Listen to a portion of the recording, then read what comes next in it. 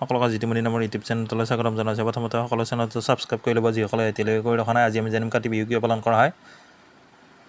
আহিন মাহৰ 30 তাৰিখ বুধবাৰে কাতি বিহু পালন কৰা হ'ব। দুমাহী 2 মাহৰ মাজৰ সমাহাৰ আহিন মাহৰ আৰু কাতি মাহৰ মাজৰ সংক্ৰান্তিৰ দিনাই কাতি বিহু পালন কৰা হ'ব। কাতি মাহত পথাৰত ধানে গেৰ মেলে, অৰ্থাৎ ধানৰ গছবোৰত ধানৰ ঠোৰ ওলায়। এই সময়ছোৱাত বয় বস্তুৰ অভাৱ চলি থাকে, গতিকে কাতি বিহুৰ আন এটা নাম কঙালী বিহু। কঙালী মানে অভাৱ থকাকে বুজায়। সেই সময়ত আমাৰ ভঁৰাল ঘৰবোৰো উদং হয়, মানে ধানবোৰ শেষ হৈ আহে। আৰু কাতি বিহু বা কঙালী বিহুত সাধাৰণতে মানুহে ভঁৰালত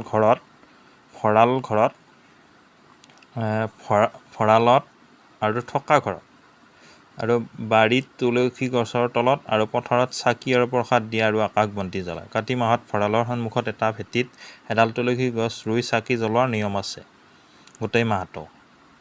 আৰু পথাৰত আমি যি চাকি দিবলৈ যাওঁ, সেই চাকি দিবলৈ যাওঁতে তাত আমি দেৱবাদ্য শংখ ঘণ্টা বজাই পথাৰলৈ চাকিখোৰ লৈ যায় তাত দি থৈ আহোঁ, যাতে আমাৰ ধানে ধানে বৃদ্ধি হওক আৰু খেতিৰ অনিষ্টকাৰী যাতে পোক পৰুৱাবোৰ আহি সেই চাকিখোৰত পৰি নিশেষ হওক আৰু ধনে ধনে বৃদ্ধি হওক, সেই আশাৰে আমি কাতি বিহু উদযাপন কৰোঁ। এইখিনিয়ে, সকলো চেনেলটো ছাবস্ক্ৰাইব কৰিব। ধন্যবাদ।